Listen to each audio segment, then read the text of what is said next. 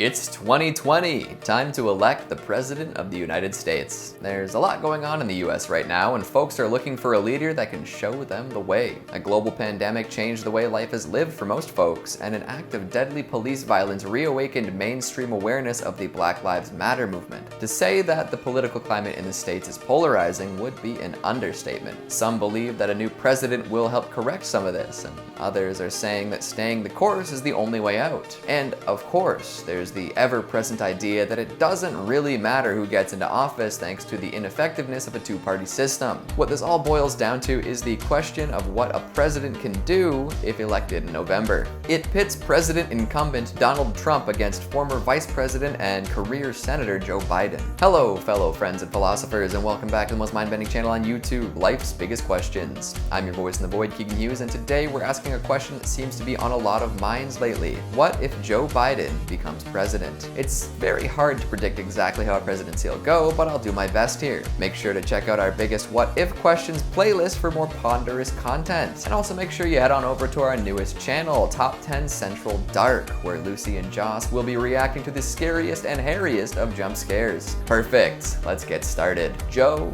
Biden. He's been in the White House before as vice president to former President Barack Obama. He's served 6 terms as a senator in Delaware. He's looked for the Democratic nomination twice before, once in 1988 and once in 2008. He's the current Democratic nominee and is hoping to become the 46th president of the United States. A lot of folks are wondering what a Biden presidency would look like. And in order to get a good idea of such an event, we should look into what he's running on. Not that politicians often deliver on campaign promises, but it's a nice thing to imagine. So let's discuss key issues. Biden is leading the Democrats, typically the more left-leaning progressive party. Even so, Biden beat Bernie Sanders in the race for nominee, leaving a lot of really progressive policy in the dust. So if he were to become president, Biden would likely be more progressive than Trump, but definitely not progressive enough to warrant massive change. In fact, the Biden campaign seems to run on a return to normal, which, considering the past few years, might bring a lot of folks on board. What does that normal mean, though? Trump promised to make America great again, but even that slogan is extremely vague in what it could actually mean. So what is a return to normal? Well, it seems to imply a minimal amount of big policy changes, but a definite shift in how issues are handled. The past few years have seen an increased divide between the two parties in the United States. The Democrats and Republicans have really turned up the intensity of their feud, and we hear more often than ever that the other side is to blame and that they're the reason the country is having so much trouble. Agreements on any topic have seemingly been thrown out the window. Whether that's a result of the current political climate, new leadership strategies, or more people being online than ever, we may never know. But Biden, with a long history serving in the Senate, seems to want bipartisanship to take the stage once more. More working together across party lines, more leadership among peers, more reaching out to other countries and being a leader on the world stage. Or so he says. This kind of talk is nice, but doesn't seem to win that many votes. Unity and peace are good ideals, but with the ever-widening chasm between left and right, one has to wonder how effective they'll be. With all of his previous government experience, he wants to give off the image of a steady, competent leader. That could be a major selling point for him, even if these traits don't always come across when he addresses the public. Coronavirus response is definitely a leading issue with this presidential race. He's suggested making COVID testing free and available to everyone, and circulating the vaccine when it's available for no additional out-of-pocket costs. If he does indeed become president, he'll be stepping into a very difficult situation. Switching governments during such a challenge will test the Democrats' mettle and demand fast responses to any new issues to arrive. Healthcare would jump back up to a top priority too. Obamacare never really existed in the way that it was originally intended, and President Trump and his party have all but totally gutted the program. Biden cares about healthcare, but doesn't think Medicare for all is the way to go. Instead of a single payer measure, he wants to add a public option to the Affordable Care Act. So healthcare would get a little easier, but wouldn't be the progressive ideal that many others push for. Speaking of healthcare, an interesting fact about this upcoming election is that no matter who wins, they will be the oldest president the United States has ever had. If Trump wins, he'll secure the presidency at age 73, and if Biden wins, he'll take over at 78. Definitely not the fresh young faces people seem to look for in politics. One has to wonder about the implications of of having a president that old, right? The job comes with all sorts of stress and challenges, ones that would put immense pressure on a person who's made more than 70 trips around the sun. It'll be interesting to see how it plays out either way.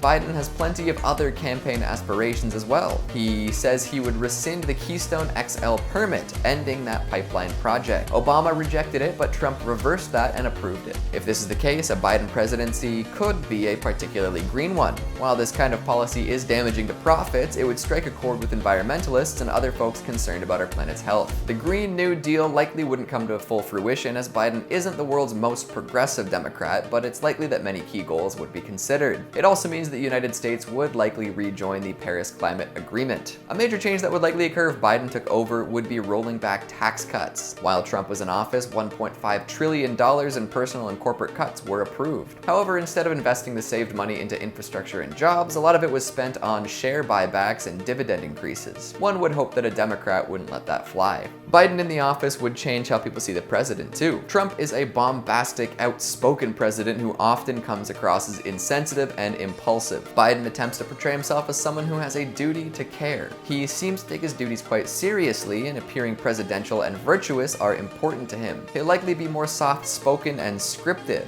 less apt to ramble on about unrelated topics during a pre-written speech. That's not to say he won't ramble and say weird stuff, because, you know, he's 78 and in politics, but it might be a little less incendiary than Trump. Hell, he might even correct himself from time to time. He seems to be looking to bring some decorum back into the office, but at this point, that might not even be a good plan. Trump steamrolls people all the time and doesn't let anyone speak over him. It's hard to imagine Biden acting in a similar way, which might invite other politicians to treat him as a doddering old guy, maybe even attempt to steamroll him. But with a Biden presidency, we also get a Kamala Harris vice presidency. The former Attorney General of California and current US Senator, Harris adds an interesting spin to the Biden presidency. She's been tough on crime in the past, and even though she's recently gone on the record to say she's pro-cannabis legalization, she's indirectly put a lot of people in jail for marijuana violations. Now she characterizes her role as taking the fight to Trump and being for the people, which are some pretty boilerplate Democratic talking points. If Biden does win, and Harris does take the vice presidency, she'll be the first woman of color to do so.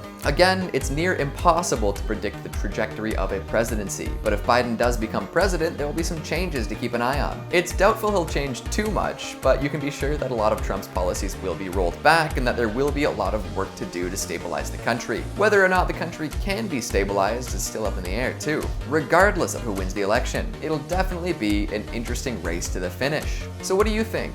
Will Biden win? What does that mean for America? Is there really a big difference in policy between Biden and Trump? Who do you think has the edge? Make sure you let me know down in the comments. Speaking of comments, let's take a look at some of your more incredible ones in the top 10 scary virus pandemics that could end the world. Frostly Costly says, my great-great-grandmom survived the Spanish flu. That's fascinating. History seems so far removed from us until we realize we're connected in some way. She must have been eating her veggies, eh? Khalil Cooper says, that's not a question, that's a prediction. More of a pontification than anything, but I'll let it slide. Did you have a question you'd like to see answered? Jason Lucero says, I mean, we would have all died to the measles without a vaccine. Do you think planet Earth would be better off that way? In the end, though, I'm sure someone would have pulled through. Just a Dio who's a hero for fun says, the cheese touch is the scariest pandemic. Why would you bring that up? It's so dangerous, we're not even supposed to talk about it. You've doomed us all, you know that. Squidboy64 says, don't know what to comment. Have an egg. You retrieved the egg. Man, my inventory is full already, and I don't know what to drop. Just give me a second to reorganize. And Kazad Dul says, we can just die by dying at the same time. Yeah, I suppose you're right. We've got to decide how. And that's all the time we have for today. Before I sneeze 10 times in a row and despawn, make sure to give this video a big thumbs up and subscribe for more coffee and donuts. Thanks for watching, and I'll see you next time.